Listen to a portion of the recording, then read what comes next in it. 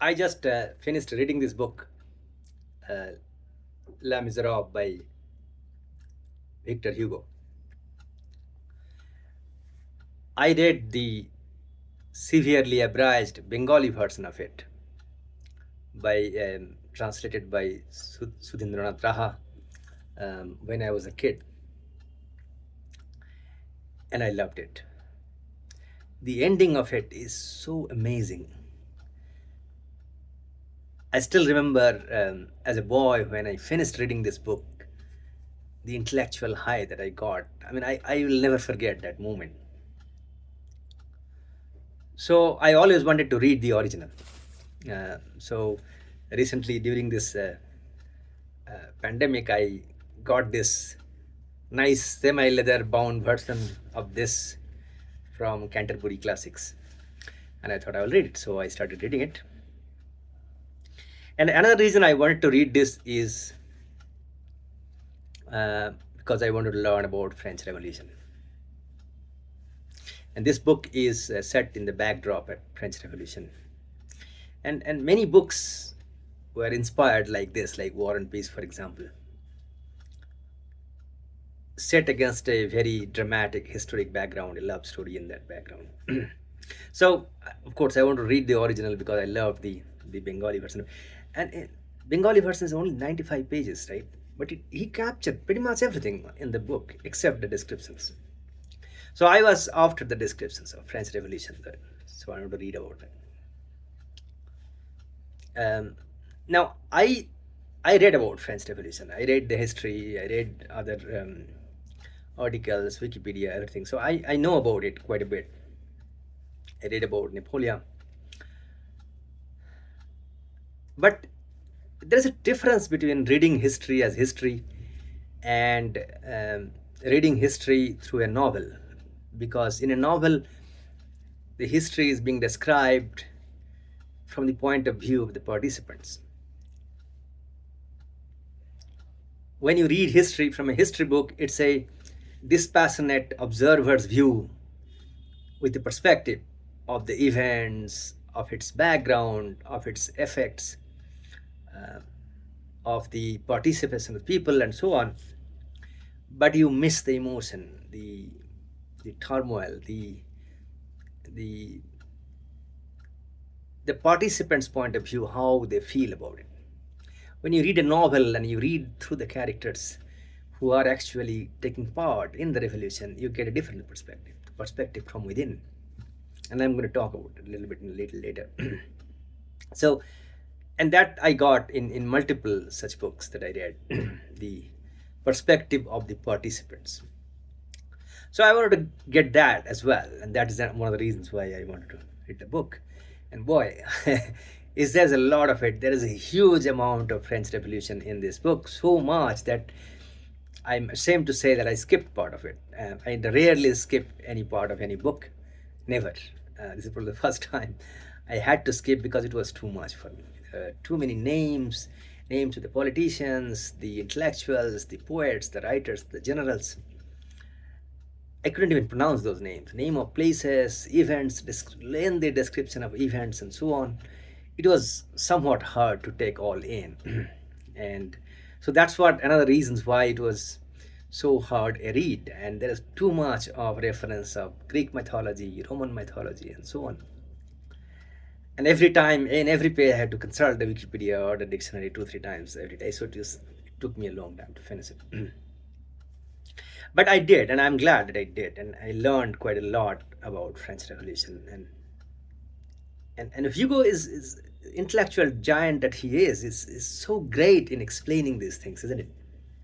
So so he describes in one sentence he describes the significance of the republic and the empire. Okay, and now let me give you a little background. What is the republic? Is the French state immediately after the revolution, after the fall of the monarchy in 1792, so on, and then the formation of the Committee for Public Safety, and then all the purges, the guillotines, and that went on for I think 5 6 years, and then Napoleon came, took over the power, and then he established the empire. Now, Napoleon's empire is not unlike other empires. It's not empire in the sense that it's a hereditary empire. It's the empire of the people. So he established the empire of the people. But nevertheless, he called it an empire, and he called himself an emperor of the people. So the empire was established after that. And the book is set in 1833. So, and after the restoration of the monarchy. So Hugo describes that what is the significance. So his second protagonist in the book, Marius, he learns about his father who fought as a colonel in Napoleon's army, and he rediscovers his father, what the empire meant, what his father fought for, and then and in the process he rediscovers his country, he rediscovers what French Revolution is, and then again, as I said, Hugo describes in one sentence. He says, what is the significance of the republic and the empire? So he says, the republic established the sovereignty of the people, and the empire imposed the values of the French Revolution on the rest of the Europe. In one sentence, this is such a nice description, isn't it? So let's understand what this means. So French Republic was established after they overthrew the monarchy. It was a republic. There was this committee for public safety who was in charge of France, and they proclaimed the French ideals of liberty, equality, and fraternity. And those were established in France. So up until that moment, and leave aside for the moment the American Revolution and established a republic there, because it was in the colony, it was far flung, impact was limited. But after the French Revolution, the sovereignty of the people was established for the first time. Up until then, the monarch was the sovereign. They ruled with divine authority, and it was a hereditary, and they ruled with absolute power, and they were sovereign. Post French Revolution, the first time, people were sovereign. People's power was sovereign power. That's the major change that happened. So now we got the republic, we got the French Revolution, we got the ideals of French Revolution, and the French state was there. So why do you need the empire for now? And that again is very well established. The fact is that, sure, the France was a republic. France got their ideas of what republic was. But the rest of Europe was still full of kings and monarchs, right? There is monarchy in Spain, in Portugal, in Italy, in Prussia. There is an empire in England, empire in Russia. So all of those guys were looking at this bastard, this upstart, with a terrified eyes. They want to crush it. They hate it. They detest it. So they want to crush it, right? And post-revolution, France is weak. The economy is in tatters. People are tired. There is no order. There is not a real big army and so on. There's not a great established generals. So France was not in a good shape to defend itself, to defend its ideal from these external enemies.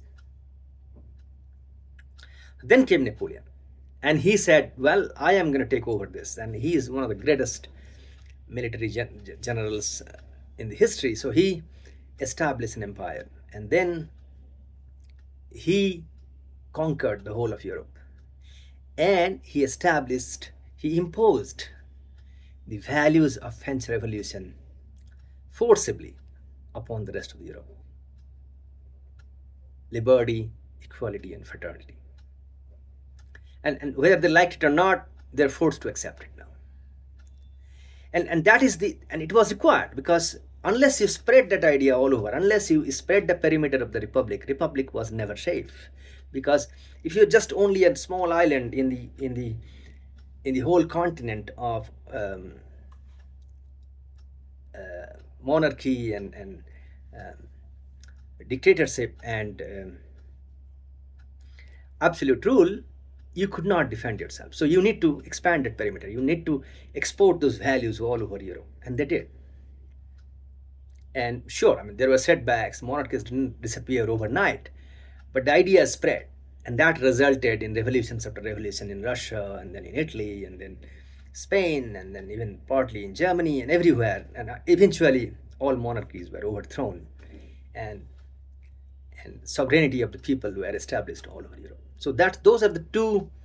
That's how Hugo describes about, as I said, the republic established the sovereignty of the people, empire imposed the value of French Revolution all over Europe.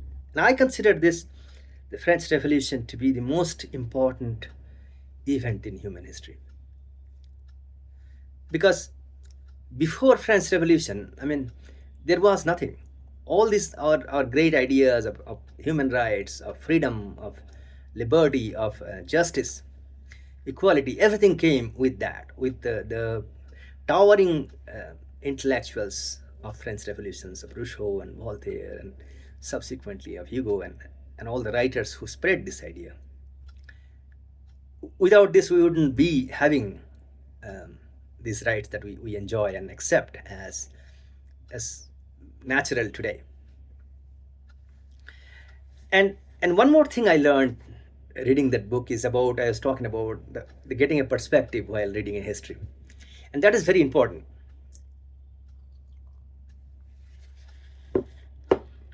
Because oftentimes when an event happens in history, a big historical event happens,